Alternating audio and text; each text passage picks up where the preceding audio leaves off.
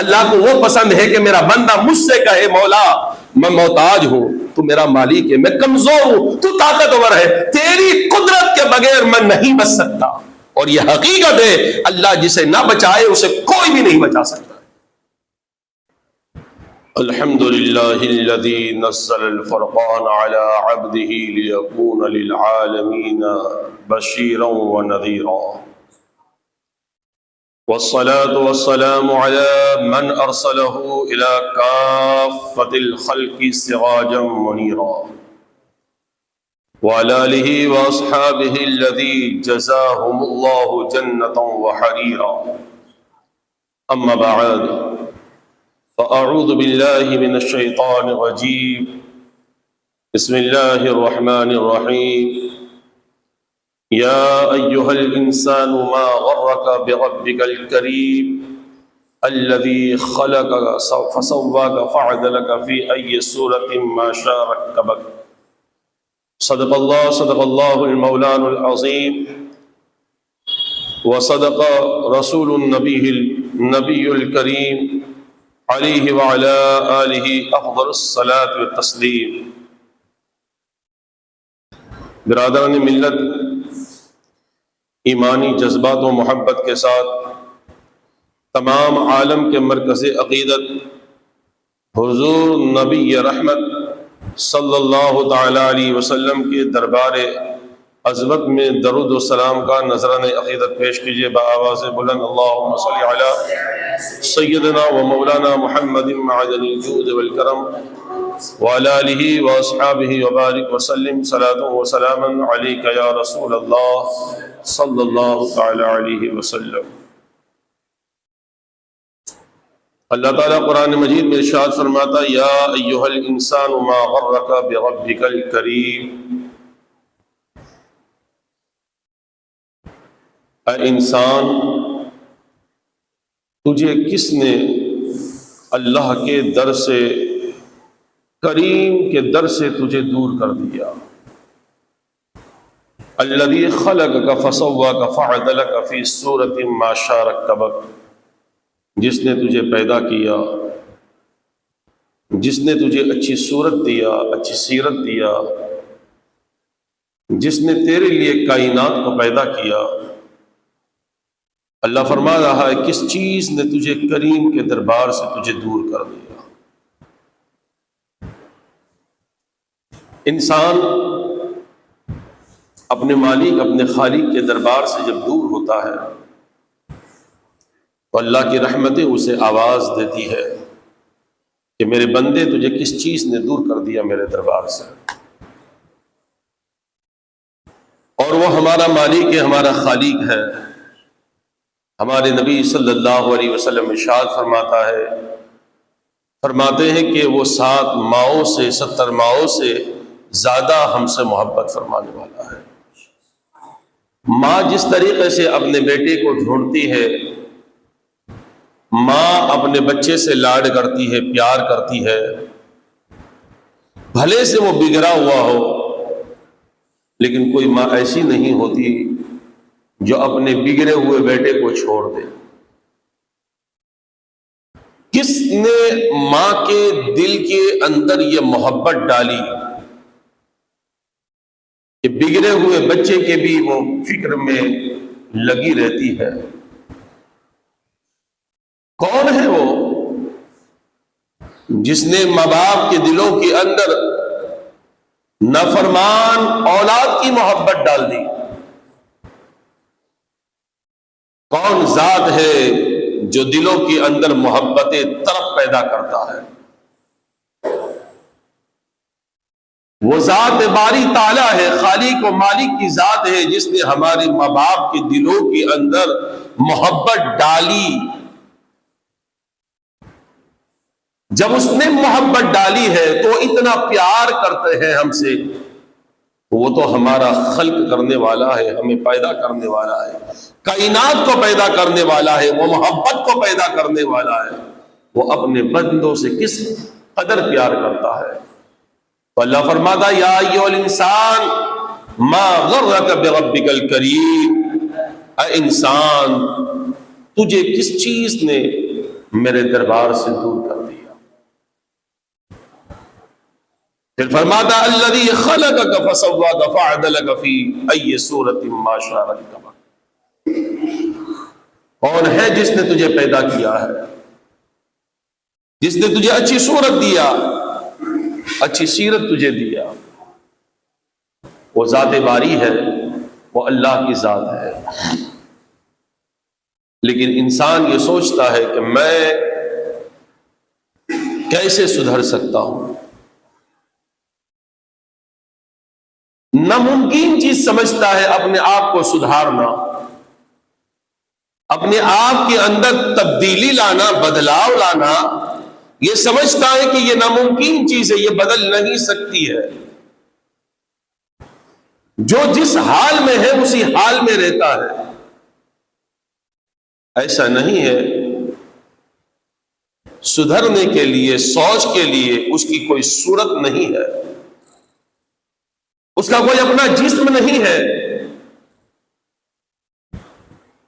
اس کا کوئی رنگ نہیں ہے، اس کا کوئی قد نہیں ہے۔ جس کا قد ہوتا ہے وہ نہیں بدلتا، جس کا رنگ ہوتا ہے وہ نہیں بدلتا۔ لیکن سدھرنے کے لیے نہ تو رنگ ہے، نہ اس کی کوئی قد ہے۔ قد کے لیے ہے کہ وہ نہ بدلے۔ کوئی آدمی اگر لمبا ہے تو یہ ناممکن چیز ہے کہ وہ ناٹا بن جائے، اور کوئی ناٹا شخص ہے تو یہ کبھی لمبا نہیں ہو سکتا ہے۔ تو سوچ کی سدھرنے کا کوئی قد نہیں ہے کہ جس طریقے سے ناٹا ہے تو ناٹا ہی رہے گا، لمبا ہے تو لمبا ہی رہے گا، اور کوئی اس کا کلر بھی نہیں ہے کہ اگر وہ انگلینڈ میں پیدا ہونے والا گھوڑا ہوگا اور افریقہ کے اندر پیدا ہونے والا کالا بن جائے گا۔ جس طریقے سے ہمارے اندر گورا اور کالا ہے، تو کبھی کالا گورا نہیں بن سکتا ہے، اور کبھی گورا کبھی کالا نہیں بن سکتا ہے۔ تو یہ سدھرنے کے لیے بھی اس کے کوئی رنگ نہیں ہے، اس کا کوئی قد نہیں ہے کہ ناممکن چیز ہے۔ سدھرنے کے لیے بہت لمبا چوڑا وقت بھی نہیں چاہیے۔ انسان اگر سدھرنا چاہے تو اس کے لیے بس اتنی سی چیز کافی ہے کہ وہ اپنے ارادے کو بدل دے، وہ اپنی سوچوں کو تبدیل کر دے، وہ اپنی ذہن کو بدل دے۔ جس دن یہ بدل دے گا اس دن وہ خود بدل جائے گا۔ اور چیزیں ہیں جس کے لیے بہت وقت چاہیے، بہت ٹائم چاہیے، تب جا کر کے وہ اپنے اندر تبدیلی لا سکتا ہے۔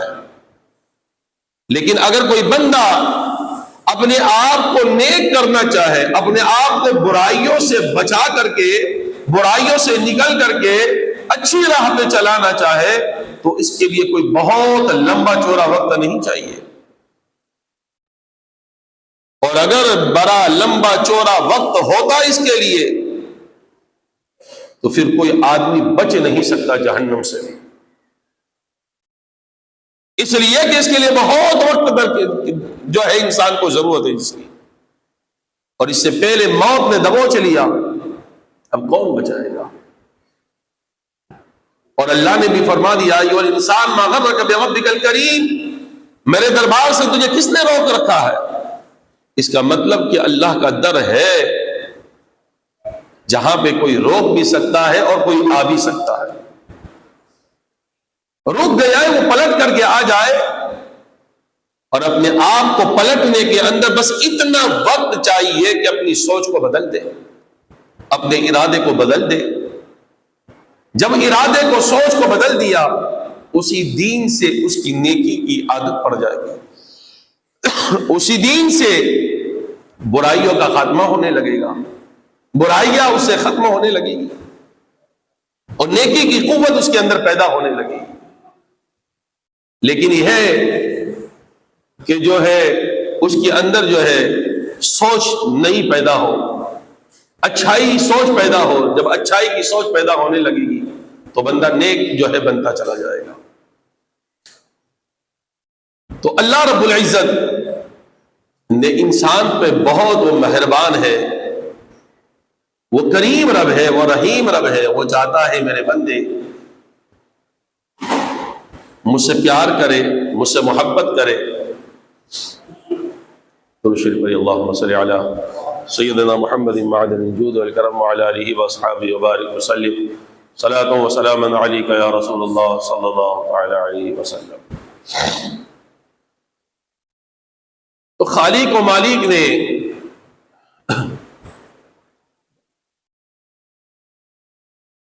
ہمارا رب ہے جس نے ہمیں آسان موقع دیا ہے کہ ہم اپنی سوچوں کو بدل دیں، ہم اپنے خیالوں کو بدل دیں تو ہمارے اندر نیکی پیدا ہو جائے، ہمارے اندر قوت پیدا ہو جائے۔ تو میں یہ رہا تھا کہ انسان جب اپنی سوچیں بدل لیتا ہے، اپنے ارادے بدل لیتا ہے تو کیا ہونے لگتا ہے کہ اس کی زندگی جو ہے وہ نیکیوں کی طرف آ جاتی ہے۔ اب کتنی دیر میں آ جاتی ہے؟ انسان جب ارادہ بدل دے۔ اب دیکھیں ہم ان لوگوں کی زندگی کو دیکھیں جن کی زندگی پہلے کچھ اور تھی، اور جس دن انہوں نے ارادہ بدل دیا، جس دن اپنی سوچوں کو بدل دیا، اس دین سے اس کا راستہ برائی کا راستہ نہ رہا بلکہ اس کا راستہ ایک اچھائی کا راستہ بن گیا۔ حضرت فضالہ یہ ایمان لانے سے پہلے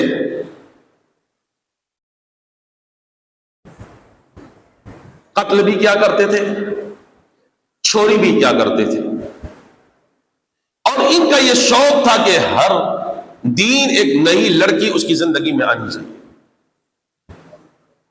اور کوئی اس کو زنا سے روک بھی نہیں سکتا تھا۔ ایک طرف قتل کا گناہ بھی ہے، چوری کا بھی ہے، اور زنا خوری جس کی زندگی بن چکی تھی۔ وہ حضرت فضالہ جب ابو جہل نے نبی پاک صلی اللہ تعالی علیہ وسلم کو دیکھا کہ وہ مکۃ المکرمہ کے اندر اسلام کی اشاعت کر رہے ہیں، دین کی تبلیغ کر رہے ہیں، اور ان کی تبلیغ سے مسلمان بنے چلے آ رہے ہیں،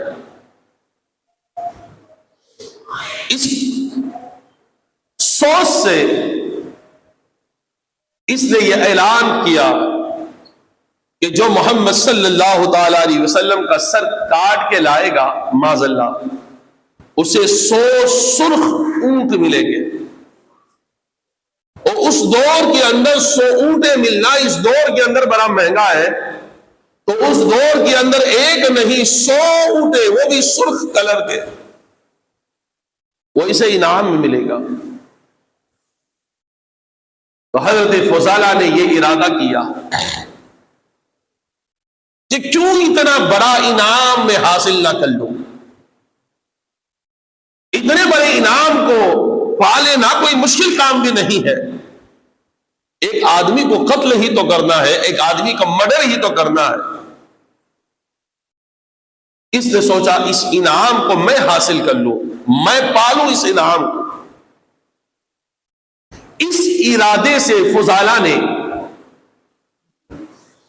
خنجر کو تیار کیا، سجایا اسے، اور اپنے بغل کے اندر اس خنجر کو اس نے چھپایا، اوپر سے اس نے چادر ڈالی تاکہ میرا خنجر کسی سے کوئی ظاہر نہ ہو جائے۔ اور یہ نبی اکرم نور مجسم صلی اللہ تعالی علیہ وسلم کی عادت کریمہ تھی کہ آپ نماز ظہر کے بعد بیت اللہ شریف کا، کعبہ شریف کا آپ طواف کیا کرتے تھے۔ وقت بھی معلوم تھا، عادت بھی معلوم تھی، اس نے بھی چادر کو اوڑھا اور بیت اللہ کا طواف کرنے کا ارادہ بھی کر لیا، اور سوچا کہ جب میرے قریب ہو جائیں گے طواف کرتے کرتے تو میرے قریب آئیں گے، میں اچانک نبی اکرم صلی اللہ تعالی علیہ وسلم کے اوپر وار کر دوں گا خنجر سے، اور 100 سرخ ڈوروں کا انعام میں حاصل کر لوں گا۔ اس ارادے سے فضالہ نے اپنی چادر کے اندر خنجر کو چھپانے کے بعد وہ حرم کعبہ کے اندر آیا اور دیکھا کہ نبی پاک صلی اللہ علیہ وسلم نماز ظہر کے بعد کعبۃ اللہ کا طواف فرما رہے ہیں. یہ بھی اٹھا اور کعبۃ اللہ کا طواف کرنے لگا. اب جب کعبۃ اللہ کا طواف کرنے لگا انتظار میں تھا کہ عقائد و جہاں صلی اللہ علیہ وسلم میرے قریب آئے اور میں حملہ کر دوں. نبی پاک صلی اللہ علیہ وسلم بالکل اس کے قریب آئے لیکن فضالہ حملہ نہیں کر پایا. آپ صلی اللہ علیہ وسلم آگے گئے, وہ دوسرے چکر کا انتظار کر رہا تھا, پھر موقع مل جائے گا. یہ بار مجھ سے خالی چلا گیا, پتہ نہیں کیا ہو گیا تھا کہ میں بار نہیں کر پایا. دوسرے چکر کے اندر میں اللہ کے نبی صلی اللہ علیہ وسلم کو شہید کر دوں گا. باز اللہ عقائد و جہاں صلی اللہ علیہ وسلم دوسرے چکر کے اندر بھی فضالہ کے قریب آئے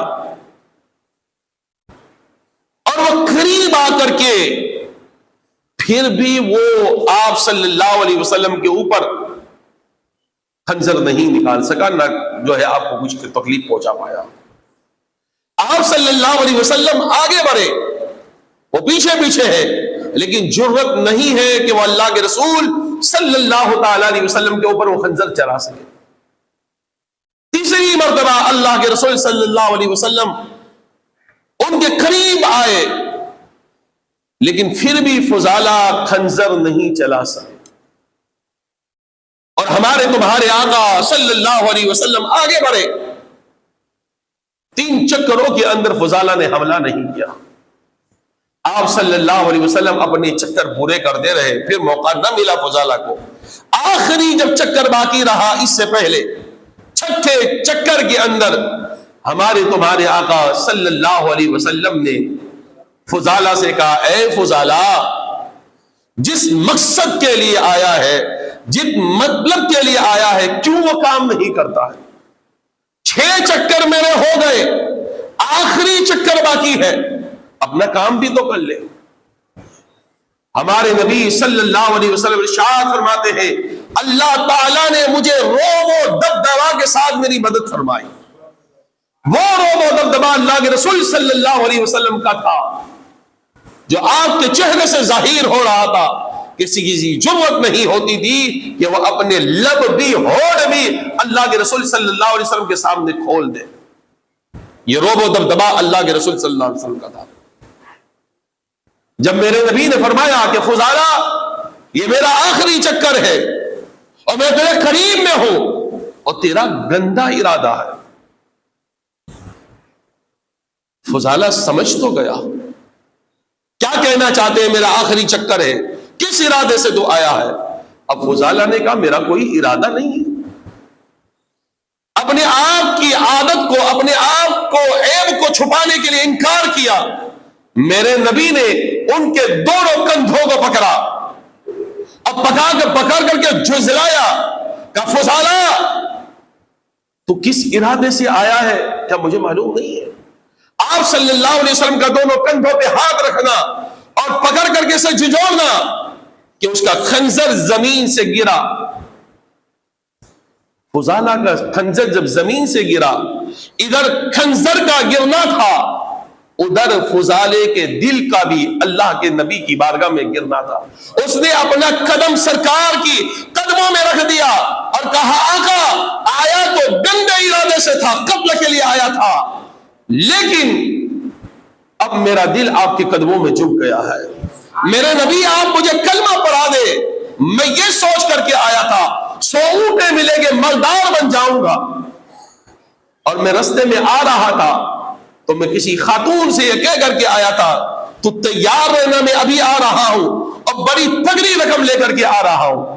مجھے یقین تھا میں آپ کا کام تمام کر دوں گا, لیکن یا رسول اللہ مجھے معلوم نہیں تھا, میں جس کا سر لینے آیا تھا معلوم نہیں تھا کہ میں سر لینے نہیں, میں اپنا سر خود دینے کے لیے آیا ہوں. آپ کے قدموں میں سر رکھ دیا اور حضرت فضالہ مسلمان ہو گئے. اب وہ فضالہ جس کی زندگی یہ تھی کہ ہر رات میں نئی لڑکی چاہیے زنا کے لیے, قتل کر دینا یہ زندگی کا معمول تھا، چوری کرنا یہ زندگی کا روٹین تھا. لیکن اب فضالہ نے جب اپنے ارادے کو بدل دیا، مسلمان بن گئے، ایمان لے آئے. اب جب ایمان لے آئے تو اب حرم سے نکلے، اور اسی راستے کے اندر پھر اس خاتون کا گھر بھی آتا ہے. وہ خاتون انتظار میں تھی کہ فضالہ آئے گا اور بڑی رقم لے کر کے آئے گا، آج کی رات میرے لیے بڑی انمول رات بن جائے گی. لیکن جیسے ہی حضرت فضالہ وہاں سے گزرے تو اب اس عورت کے اوپر حضرت فضالہ کی نظر نہیں ہے. اس نے سوچا مجھے دیکھا نہیں ہوگا، ہو سکتا ہے کہ پیسے کے نشے کے اندر چلے گئے. وہ پیچھے گئی، لیکن حضرت فضالہ ہے کہ جو اس کے اوپر اب نظر ڈالنے کے لیے تیار نہیں. کوئی طاقت نہیں جو فضالہ سے کوئی لڑکی کو چھین لے یا منع کر دے. لیکن آج کون سے ڈر سے فضالہ نہیں رک رہے؟ آج کون سا ڈر ہے کہ فضالہ کے قدم ٹھہرتے نہیں ہے؟ ورنہ اگر کوئی روک دے تو قتل کر دے. آج کیوں رک نہیں رہے؟ یہاں تک کہ وہ عورت فضالہ کے گھر تک گئی اور گھر جا کر کے کہا، اے فضالہ، تو فضالہ تو ہے، تو میرا حسن نہیں دیکھ رہا ہے، تو پہچانتا نہیں ہے مجھے، کیوں اپنی آنکھیں نیچے کر کے چل رہا ہے؟ کیوں اس سے بات کرتے ہوئے بھی تیری نگاہیں نیچے؟ تو فضالہ تو ہے. اس نے کہا ہاں میں فضالہ تو ہوں، لیکن وہ فضالہ نہیں ہوں جو پہلے تھا. کلمہ پڑھنے سے پہلے کچھ اور تھا، اور جب سے میں نے کلمہ پڑھ لیا ہے اب وہ فضالہ نہیں، اب کوئی اور فضالہ ہے. جب اس خاتون نے ان الفاظ کو سنا تو کہا تم مجھے جانتا نہیں ہے؟ تو آپ نے کہا میں جانتا ہوں، لیکن اب میرے دل کے اندر زنا کی اب محبت نہیں ہے. اب میں نے اسلام کو قبول کر لیا، میں نے اپنے ارادے کو بدل لیا ہے، اب میں اس کام کے اندر نہیں آؤں گا. وہ فضالہ جس نے اپنی زندگی زناؤں کے اندر گزاری، وہ فضالہ جس نے قتل و غارت کیا، وہ فضالہ جس نے چوری کیا، لیکن ایک لمحہ کے لیے اپنے ارادے کو بدل دیا تو پھر زندگی کی کایا پلٹ جاتی ہے، پھر اس کے راستے بدل جاتے ہیں. تو نیک بننے کے لیے کوئی لمبا چوڑا وقت نہیں چاہیے، بس اتنا وقت چاہیے کہ انسان صرف اپنے ارادے کو بدل لے، اپنی سوچ کو بدل لے، وہ قدم اٹھائے نیکی کی طرف، اللہ تعالیٰ اسے نیک بنا دے گا. اسی طریقے سے حضرت حسن بصری رضی اللہ تعالیٰ عنہ کی زندگی کو دیکھیں کہ آپ کی توبہ کرنے سے پہلی زندگی. حضرت حسن بصری رضی اللہ تعالیٰ عنہ یہ بڑے مالدار آدمی تھے اور غریب پرور بھی تھے، غریبوں کی مدد بھی کیا کرتے تھے. وہ بازار میں گئے، کسی ایک لڑکی کا حسن اس سے بھا گیا، دل کے اندر جگہ کر لی، اس کی آنکھوں میں آنکھیں ڈال کر کے حضرت حسن بصری دیکھنے لگے. اس عورت نے کہا اے انسان، اس سے ڈر، اس سے حیا کر. تو حضرت حسن بصری رضی اللہ تعالیٰ عنہ نے فرمایا میں کس سے حیا کروں؟ کہا اس سے حیا کر جس سے کوئی چیز پوشیدہ نہیں ہے، اس آنکھوں کی خیانت کو بھی جانتا ہے، اس رب سے تو حیا کر، اللہ سے ڈر.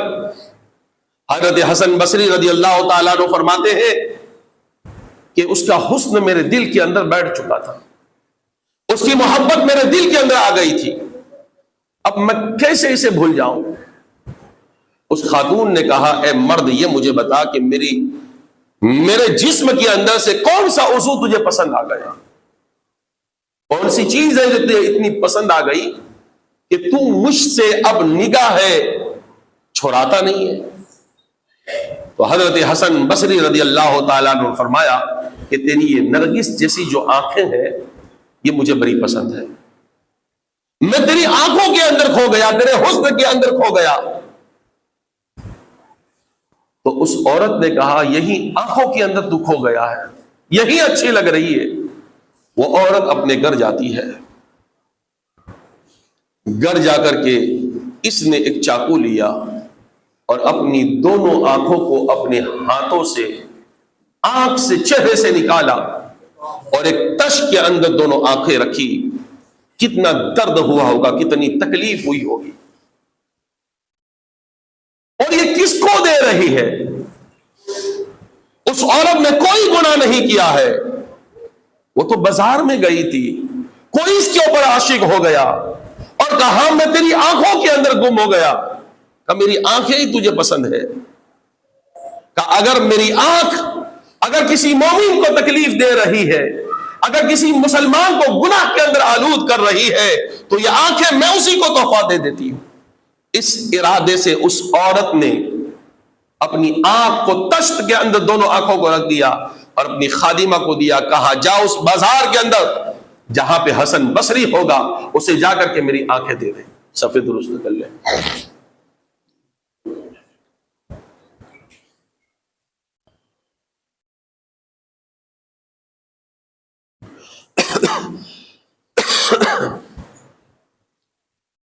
جب خادمہ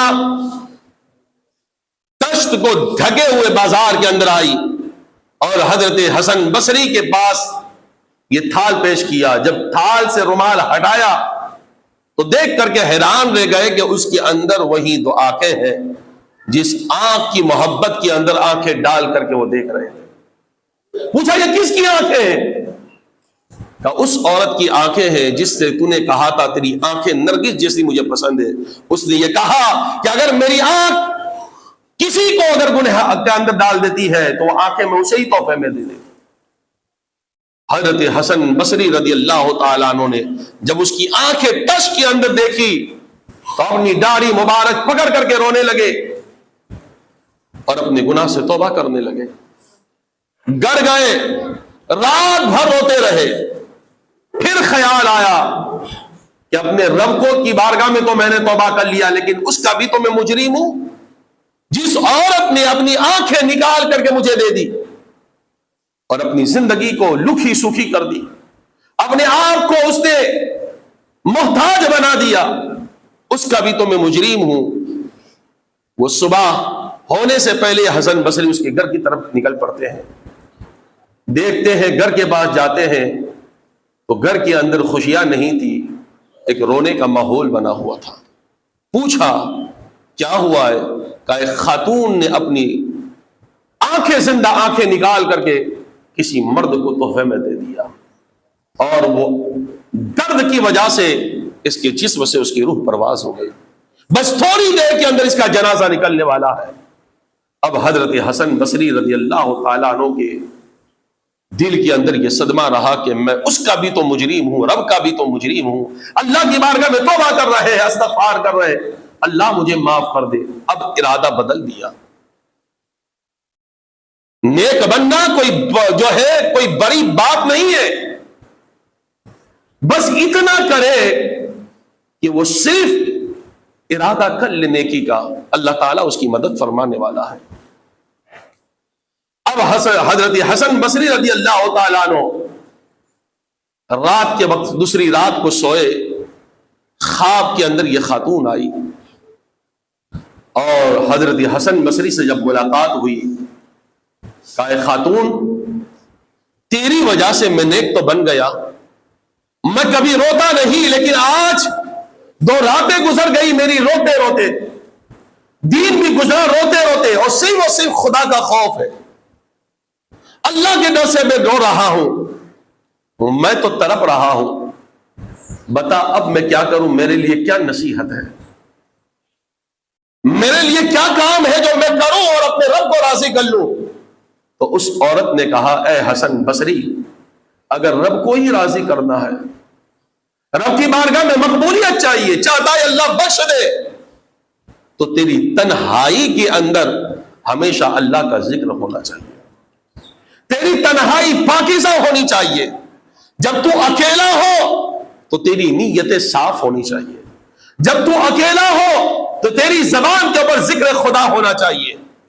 اور سن دوسری میری بات، کہ تیری صبح اور تیری شام جب بھی ہو اللہ کی بارگاہ میں استغفار کرتے ہوئے تیری زندگی گزرنی چاہیے. انسان نیک تو ہوتا ہے، انسان نیک تو ہوتا ہے، اچھی بات تو کرتا ہے، لیکن اگر اس کی تنہائی صحیح نہیں ہے، نیک آدمی اگر بے عمل ہے تو اس بے عمل کی وجہ سے صرف وہ خود گرتا نہیں ہے بلکہ اس کی صحبت میں رہنے والا بندہ بھی گنہگار بن جاتا ہے، اس کی صحبت میں رہنے والا آدمی بھی برباد ہو جاتا ہے. اس لیے اللہ نے کہا یا ایھا الذین آمنوا اتقوا اللہ وکونوا مع الصادقین، اے ایمان والو سچوں کے ساتھ ہو جاؤ. اللہ نے یہ نہیں کہا کہ نیک کے ساتھ ہو جاؤ، اور اللہ یہ بھی کہہ سکتا تھا نیک کے ساتھ ہو جاؤ، لیکن نیک بھٹکا سکتا ہے، نیک بھٹکا سکتا ہے. وہ نمازی ہے، وہ داڑھی والا ہے، وہ اس کا لبادہ سارا اچھا ہے، نیک ہے، لیکن اس کی تنہائی صحیح نہیں ہے.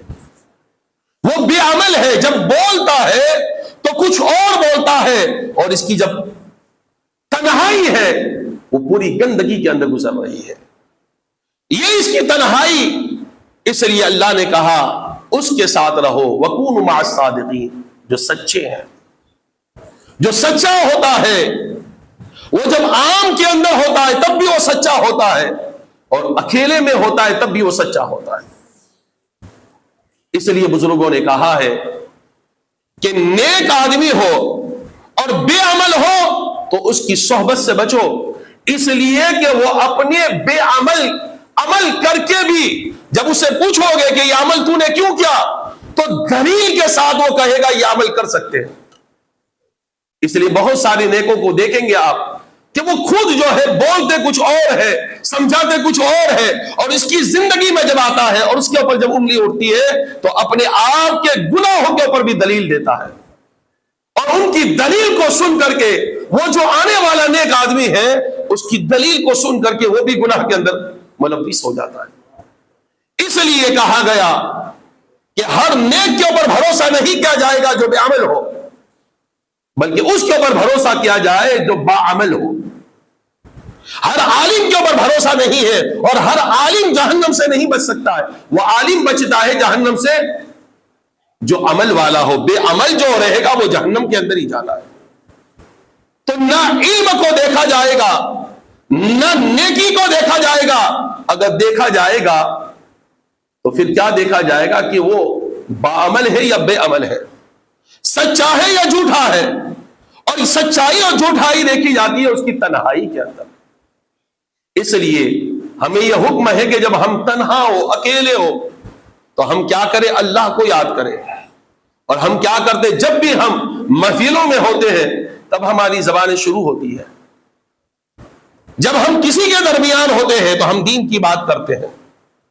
جب ہم چار آدمیوں کے بیچ میں ہوتے ہیں، کوئی ہمیں دیکھ رہا ہوتا دو آدمی بھی، تو ہم نیکی کی طرف ہوتے ہیں. اور جب ہم اکیلے ہوتے ہیں، کوئی دیکھنے والا نہ ہو، تب ہماری زبان پہ اللہ کا نام نہیں آتا ہے. تب ہماری سوچوں پہ گندی سوچیں پیدا ہوتی ہے، اور یہ سوچ ہمیں ڈبا کر کے اپنی گناہوں کی طرف لے جاتی ہے. اس لیے بزرگان دین نے فرمایا کہ تمہاری گوشہ نشینی بھی، تمہارا اکیلا پن بھی اگر اچھا ہو گیا تو تمہارا ظاہر بھی اچھا ہو جائے گا. جب دل اندر کا صاف رہے گا، من صاف رہے گا تو تن صاف رہے گا. اور ایک آدمی کا تن صاف ہے، وہ روز نہاتا ہے، روز کپڑے تبدیل کرتا ہے، لیکن من گندا ہے تو اس کا جسم بھی گندا رہتا ہوگا. بھلے سے وہ نہائے دھوئے لیکن اس کا جو ہے ظاہر پاک نہیں رہ سکتا. اور جس بندے کا من ستھرا ہو جائے، دل صاف ہو جائے، تو پھر اس کی جسم جو ہے وہ خود بخود صاف ہو جاتا ہے. اس لیے اللہ والوں کو دیکھا ہوگا کہ وہ اللہ والے جنگلوں میں رہے، نانا ملا نہ ملا، پھر بھی اس کی جسم سے بدبوئیں نہیں آتی ہے. بال بکھرے ہوئے رہتے ہیں لیکن پھر بھی چہرے کے اوپر نورانیت چھائی ہوئی ہوتی ہے. کیوں؟ اس لیے کہ من صاف ہے. تو آپ صلی اللہ علیہ وسلم نے بھی ہمیں حکم دیا کہ تمہاری تنہائی اچھی ہونی چاہیے. اور جو بندہ اللہ کی بارگاہ میں آ کر کے اپنے ارادے کو کہے کہ یا اللہ میں سدھرنا چاہتا ہوں، ارادہ بدل دے، تو اللہ اس کی مدد کرتا ہے. لیکن وہ بندہ چاہیے کہ وہ اللہ سے کہے. اب کون آدمی ایسا ہے جو سدھرنا نہیں چاہتا ہے؟ ہر آدمی چاہتا ہے، ہر آدمی توبہ کرتا ہے. دنیا کے اندر کون ہے کہ جو نہیں چاہتا میں سدھروں، توبہ کرتا ہے پھر بھی نہیں سدھرتا ہے؟ وہ توبہ کرتا ہے پھر بھی نہیں سدھرتا ہے. یہاں تک کہ ایسے بھی بندے ہیں جس نے چہرے پہ داڑیاں رکھا لی، اپنی زندگی کو پورا بدل دیا، لیکن اس کے باوجود بھی گناہ نہیں چھوڑ پاتے ہیں. ہر لوگوں نے دیکھا کہ سدھر گیا، لیکن جو اندر کے گناہ ہے وہ جانتا ہے، اس کا رب جانتا ہے، وہ نہیں سدھر پاتا ہے. وجہ کیا؟ توبہ بھی کر رہا ہے، نماز بھی پڑھ رہا ہے، وہ استغفار بھی کرتا ہے، وہ سدھرنا بھی چاہتا ہے، لیکن پھر بھی نہیں سدھر پاتا ہے. یہاں پہ بزرگان دین نے اور 13واں پارے کے اندر حضرت یوسف علیہ السلام نے جو یہ فرمایا اللہ کی بارگاہ میں، وما ابرئ نفسی ان النفس لامارۃ بالسوء الا ما رحم ربی ان ربی غفور رحیم. یہ جو نفس ہے وہ ایسا نفس ہے، اس کی تفسیر کے اندر کہا گیا کہ اللہ تعالیٰ قیامت کے دن جہنم کے اندر آدمی ڈالے گا، آدمیوں سے جہنم بھرے گا، اور پھر اللہ تعالیٰ فرمائے گا اے جہنم کیا تیرا پیٹ بھر گیا؟ جہنم کہے گا اور مزید لا، اور اللہ مجھے دے.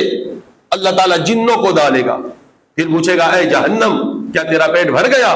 تو جہنم کہے گی نہیں مولا اور دے مجھے. اللہ تعالیٰ پتھروں کو ڈالے گا، جو بت ہے جس کی پوجا کی جا رہی ہے وہ پتھروں کو ڈالا جائے گا. پھر اللہ پوچھے گا اے جہنم بتا تیرا پیٹ بھر گیا؟ جہنم کہے گا نہیں ابھی بھی میں بھوکی اور ڈال. تو اللہ تعالیٰ اپنی نگاہ، اپنا دست، یعنی اللہ اپنی نگاہ جو ڈالے گا، اب جہنم کہے گی اللہ اب مزید نہ ڈال. تو جو جہنم کو نہ آدمی کا پیٹ بھر سکا، نہ جن بھر سکے، نہ پتھر بھر سکے، تو کس نے بھر دیا؟ اللہ کی رحمت اور نگاہ نے بھر دیا. اس طریقے سے انسان بھی توبہ کرتا ہے پھر گناہ کے اندر، نماز پڑھتا ہے پھر گناہ کے اندر، نیک بننا چاہتا ہے پھر گناہ کے اندر. وہ توبہ کا ارادہ کرتا ہے، اللہ میں توبہ کرتا ہوں، لیکن پھر بھی وہ گناہ کے اندر چلا جاتا ہے. وہ توبہ تو کرتا ہے، لیکن ہمارے صوفیاء کرام فرماتے ہیں وہ توبہ ایسے کرتا ہے کہ وہ اللہ کی مدد ساتھ میں شامل نہیں کرتا ہے. اس کو چاہیے کہ وہ توبہ کے ساتھ اللہ سے کہے یا اللہ توبہ میں کر رہا ہوں، لیکن توبہ کی توفیق تو مجھے دے.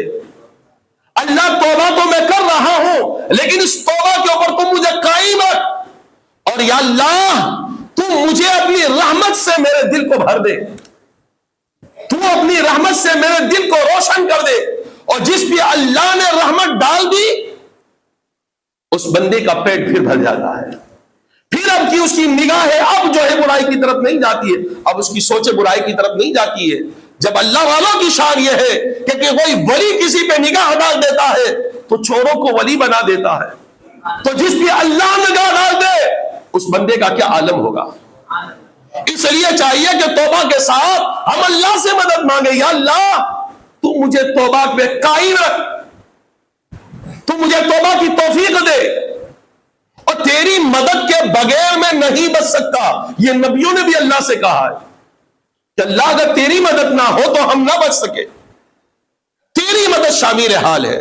اور بندہ اگر یہ سوچے میں نے توبہ کر لیا ہے اب میں سدھر گیا ہوں، اب وہ آدمی سدھر گیا لیکن میں اس میں کی وجہ سے سدھرنے کے بعد بھی وہ آدمی کی زبان گندی کی گندی رہے گی، اس کی نگاہ گندی کی گندی رہے گی.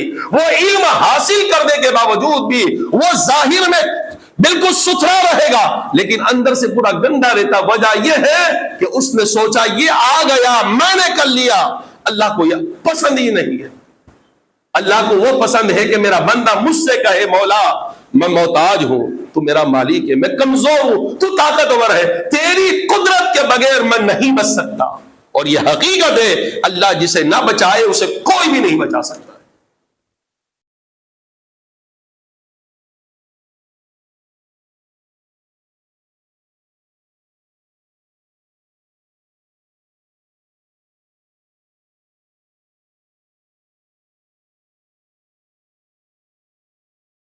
اس لیے کہ ہم کمزور ہیں، شیطان طاقتور ہے، وہ ہر جال ہم پہ بچھاتا ہے، اور جب کوئی طاقتور ہمارے پاس آئے، اگر ہم کمزور ہیں تو ہم کسی طاقتور کی طاقت کو لائیں، اس سے مدد حاصل کریں، اور سب سے بڑی مدد ہے تو اللہ کی مدد ہے۔ ہم اس مدد کو چاہیں، اللہ سے مانگے، پھر دیکھیں ہماری زندگی کے اندر کیسے تبدیلی آتی ہے۔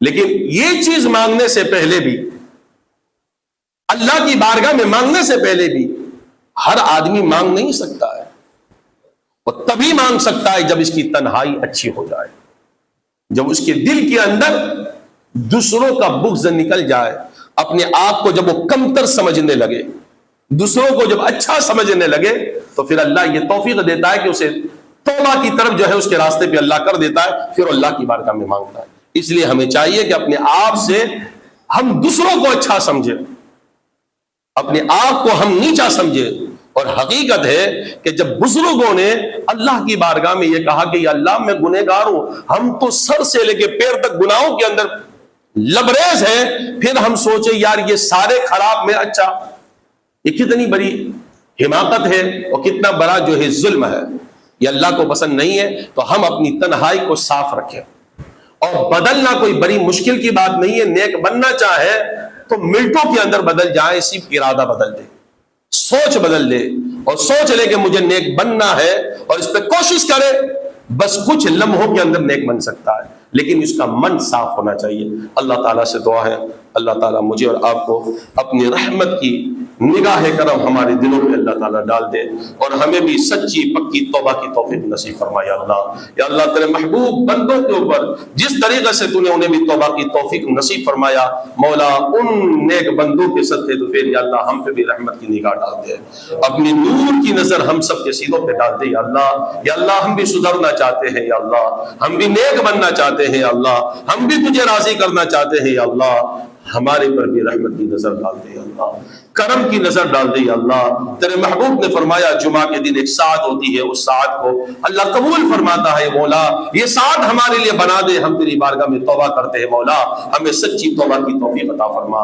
تیری مدد کے بغیر ہم گناہ سے نہیں بچ سکتے، مولا تو ہماری مدد فرما دے۔ یا اللہ گناہوں سے نفرت دے دے، یا اللہ ہمیں نیکی کی قوت عطا فرما دے، نیکی کا جذبہ عطا فرما دے، نیکی کی سوچ عطا فرما دے، اور ہمیں اس پہ عمل کرنے کی توفیق عطا فرما۔ جو کچھ بھی ہم نے نیکیاں کی ہے مولا اپنی بارگاہ میں تو قبول فرما لے، ہمارے ٹوٹے پھوٹے سجدوں کو اپنی بارگاہ میں قبول فرما لے۔ تو کریم ہے مولا، تو رحیم ہے، تیری رحمت میں کمی نہیں، ہم جیسے بے حساب کو تو بخش سکتا ہے خالق، ہم کو بھی بخش دے یا اللہ، تو ہمارا مالک ہے، تو ہمارا رازق ہے، یا اللہ ہمیں بھی بخش دے، ہمارے ماں باپ کو بھی بخش دے، ہمارے استاذوں کو بھی بخش دے، کل امت رسول کو مولا کو بخش دے، مولا سب کی حاجتوں کو پوری فرما، سب کی مشکلوں کو دور فرما دے، مولا مخلوق کی محتاجی سے ہم سب کو محفوظ فرما لے، مولا موت کے وقت کلمہ نصیب فرما دے، یا اللہ دنیا اور آخرت کی ذلت اور رسوائی سے بچا دے، یا اللہ ہمیں بے حساب جنت الفردوس نصیب فرما، اور مولا تو اپنی محبت اور تیرے محبوب کی محبت ہمارے دل میں ڈال دے۔ سبحانک اللہم وبحمدک اشہد ان لا الہ الا انت استغفرک واتوب الیک۔ سبحان اللہ وبحمدہ، سبحان اللہ العظیم وبحمدہ استغفر اللہ، سبحان اللہ وبحمدہ، سبحان اللہ العظیم وبحمدہ استغفر اللہ، سبحان اللہ وبحمدہ، سبحان اللہ العظیم وبحمدہ استغفر اللہ، استغفر اللہ ربی من کل ذنب واتوب الیہ، استغفر اللہ ربی من کل ذنب واتوب الیہ، استغفر اللہ ربی من کل ذنب واتوب الیہ، لا الہ الا اللہ محمد رسول اللہ صلی اللہ تعالی علیہ وسلم، لا الہ الا اللہ محمد رسول اللہ صلی اللہ تعالی علیہ وسلم، لا الہ الا اللہ محمد رسول اللہ صلی اللہ تعالی علیہ وسلم، سبحان اللہ والحمد للہ ولا الہ الا اللہ واللہ اکبر ولا حول ولا قوة الا بالله العلي العظيم، سبحان الله والحمد لله ولا إله إلا الله والله أكبر ولا حول ولا قوة إلا بالله العلي العظيم، سبحان الله والحمد لله ولا إله إلا الله والله أكبر ولا حول ولا قوة إلا بالله العلي العظيم۔ جزا الله عنا سيدنا محمد صلى الله عليه وسلم وأهله وما علينا إلا البلاغ برحمته۔